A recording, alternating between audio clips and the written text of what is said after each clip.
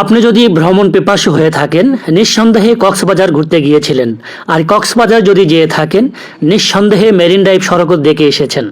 আর যদি মেরিন ড্রাইভে না যেয়ে থাকেন, তাহলে অনেক কিছুই মিস করেছেন। ইনানি বিচ, দরিয়ানগর, হিমছড়ি সহ অসংখ্য পর্যটন কেন্দ্র, আর সেগুলো দেখতে গেলেও আপনাকে মেরিন ড্রাইভ সড়ক ব্যবহার করতে হবে। তবে এই মেরিন ড্রাইভের ভূস্বর্গ সৌন্দর্যের মাঝে রয়েছে মহা এক বিরক্তির কেন্দ্র। সেটি হলো রেজুখালির উপর এক লেনের বেইলি সেতু। পুরো মেরিন ড্রাইভ চোখের পলকে আসলেও এই রেজুখাল সেতুতে এসে আপনাকে ঘন্টার পর ঘন্টা অপেক্ষা করতে হবে, কারণ এটি এক লেনের সেতু হওয়ায় এক পাশের গাড়ি বন্ধ করে অপর পাশের গাড়ি ছাড়তে হয়। বিশেষ করে এই ভোগান্তি বেশি হয় ছুটির দিনগুলোতে, শুক্রবার বা শনিবার। শুধুমাত্র এই ভোগান্তির জন্য অনেক পর্যটক মুখ ফিরিয়ে নেয় এই মেরিন ড্রাইভ থেকে। তবে এবার স্বস্তির বিষয় হলো এই রেজুখালের উপরে আরও 2 লেনের নতুন সেতু তৈরি হচ্ছে।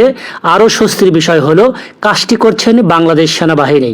শুধু রেজুখালের উপর সেতু নয়, পাশাপাশি মেরিন ড্রাইভ সড়ক করা হচ্ছে প্রশস্ত। তবে আমার মাথায় কিছুতেই ধরছে না যে কেন 4 লেনের পরিবর্তে 2 লেন করা হচ্ছে।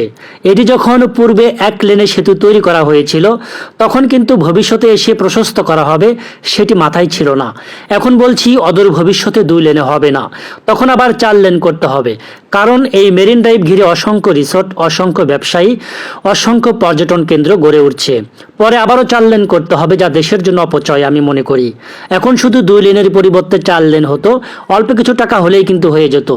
দর্শক, আপনাদের মতামত কি সেটি জানাতে পারেন কমেন্টস করে।